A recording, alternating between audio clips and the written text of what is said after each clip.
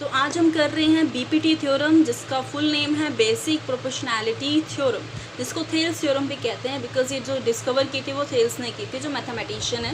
Okay, तो आज हम इसको प्रूफ करते हैं। तो अब जैसे कि आपको स्क्रीन पे इसकी स्टेटमेंट हो रही है शो, तो मैं इसको राइट डाउन करती हूँ। If a line is drawn parallel to one side of a triangle to intersect the other two sides of a distinct point, the other two sides are divided in the same ratio।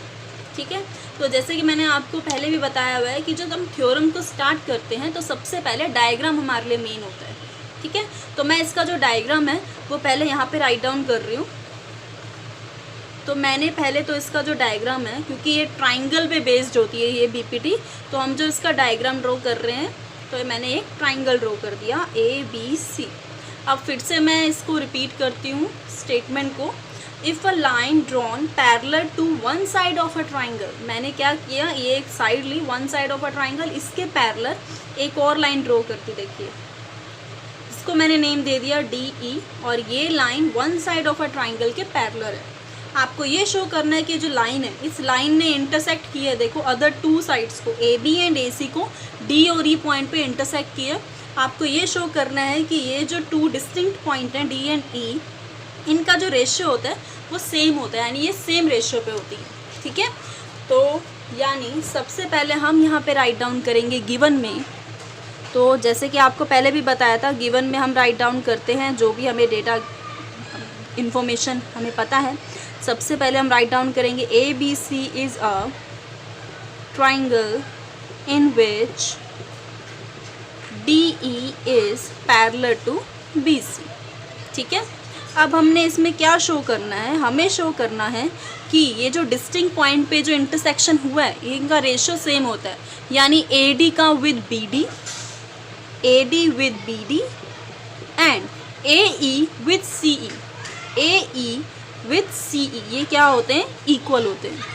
ठीक है, तो हम क्या करते हैं, construction करते हैं। और हमने क्या कंस्ट्रक्शन की है देखते हैं। कंस्ट्रक्शन क्या की है, हम क्या करेंगे, इसमें C और D को ज्वाइन करेंगे और B और E को ज्वाइन करेंगे। तो हमने किसको ज्वाइन कर दिया, सबसे पहले DC एंड EB। ठीक है, इसके बाद हमने क्या करना है, D से एकदम परपेंडिकुलर लेना है DM। तो हमने एक DM परपेंडिकुलर भी ड्रॉ कर दिया, कौन सी साइड पे, AE पे।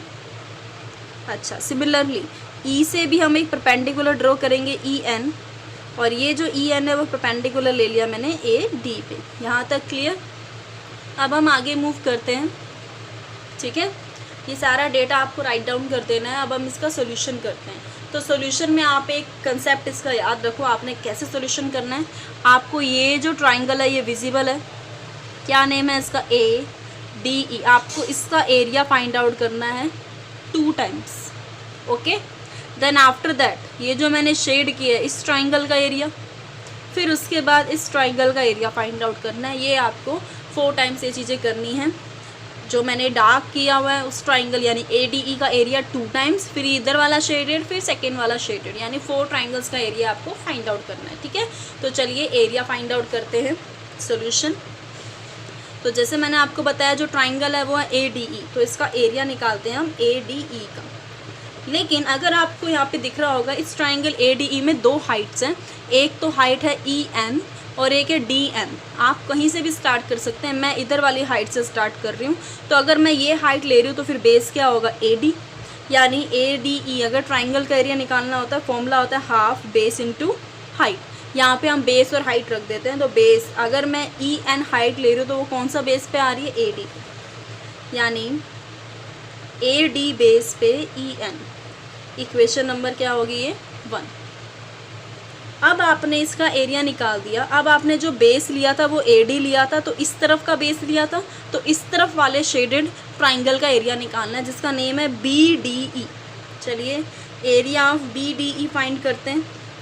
हाफ, इसका जो बेस है वो क्या होगा, ट्राइंगल का इधर की तरफ है ना, BD, और इस ट्राइंगल के अंदर कोई हाइट नहीं आ रही, अगर आपको दिख रहा होगा ये जो ट्राइंगल है। लेकिन इस ट्राइंगल के एक पॉइंट E से एक हाइट आ रही है जो इसी ट्राइंगल को एक्सटेंड करने पे बन रही है। तो ये जो ई एन हाइट है वो इस शेडेड की भी हाइट मानी जाएगी, क्योंकि इसी के बेस को एक्सटेंड करने पे बन रही है। तो ई एन इसकी भी हाइट होगी। इक्वेशन नंबर क्या होगी हमारे पास 2। ठीक है, अब हमें दोनों इक्वेशन को क्या कर देना है, जल्दी से डिवाइड कर देना है। तो फर्स्ट इक्वेशन को हम डिवाइड करते हैं सेकेंड इक्वेशन से। ठीक है, तो लेफ्ट वाला पार्ट डिवाइड हो जाएगा लेफ्ट से,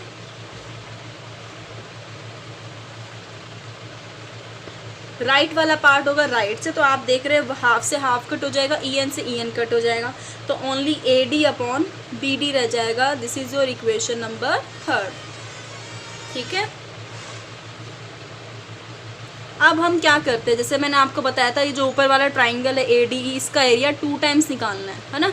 तो हम इसका एरिया फिर से निकालते हैं। अब area of A D E, okay, half. अब हमने पहले बेस लिया था इधर वाला ए डी, तो अब हम इधर वाला क्या बेस लेंगे, ए ई, जिस पे हाइट क्या आ रही है, डी एम। ए ई पे हाइट है D M. This is your equation number 4। अब बिकॉज आपने ए डी इधर की बेस लिया है, तो अब इधर का शेडेड निकालेंगे। ये जो शेडेड मैंने किया हुआ इसका एरिया निकालेंगे, जिसका नेम है C D E. Now area of C D E half, इसका बेस क्या है, सी ई। अब इस पे जो हाइट आ रही है, इस शेड के अंदर कोई भी हाइट नहीं है, लेकिन इस ट्राइंगल के बेस को एक्सटेंड करने पे इसी ट्राइंगल के एक पॉइंट से एक हाइट आ रही है, जिसका नेम है डीएम। तो डीएम इस शेडेड की भी हाइट मानी जाती है, ये आपने किया हुआ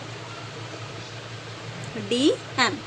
ठीक है, तो ये कौन सी इक्वेशन होगी आपकी, इक्वेशन नंबर 5। अब फिर से 4 और 5 को हम करते हैं डिवाइड, जैसे हमने फर्स्ट और सेकंड को किया था। तो अब लेफ्ट साइड लेफ्ट से डिवाइड हो जाएगी, यानी एरिया ऑफ पार्ट हुआ लेफ्ट से डिवाइड। अब राइट वाली साइड देखिए, जब मैं इनको डिवाइड करूँगी हाफ से हाफ कट, डीएम से डीएम कट, तो ऊपर आ जाएगा ए ई, नीचे रह जाएगा सी ई। तो ए ई अपॉन सी ई, ये होगी हमारी 6 नंबर इक्वेशन। अब वापस आते हैं, जब हमने फर्स्ट को डिवाइड करा तो हमें ये मिला, जब हमने 4 और 5 को डिवाइड करा तो हमें ये मिला। अब इनको हम कंपेयर करते हैं। तो जब हमने इसको कंपेयर किया तो हमने क्या ऑब्जर्व करा कि जो इसका लेफ़्ट है उसमें भी ए डी ई है, इसका जो लेफ़्ट है उसमें भी ए डी, यानी ये तो दोनों सेम होंगे। बट जो इसका बेस है वो है सी डी ई और इसका बेस क्या है, बी डी ई। तो ज़रा चेक करते हैं, जो हमारे दोनों शेडेड ये जो ट्राइंगल्स थे, जो शेडेड ट्राइंगल्स थे, वो सेम बेस डी ई पे लाई कर रहे थे। डी ई पे ये ट्राइंगल, डी ई पे ही सेकेंड शेडेड ट्राइंगल था, यानी ये दोनों ट्राइंगल सेम बेस पे लाई कर रहे हैं और बिटवीन पैरेलल लाइंस लाइन कर रहे हैं। तो इट मीन्स आपने 9th क्लास में ये किया हुआ है कि जब same base and parallel line के बिटवीन ट्राइंगल्स होते हैं तो उनका एरिया क्या होता है, equal. It means B D E का एरिया। अब देखिए हम कंपेयर करते हैं 3rd एंड 6th को हम कंपेयर करते हैं। ठीक है, मैं इसको यहाँ राइट डाउन कर रही हूँ। तो मैंने क्या किया, by equation number 3rd and 6th। ठीक है, because area of B D E is equals to area of C D E lie on same base। ठीक है,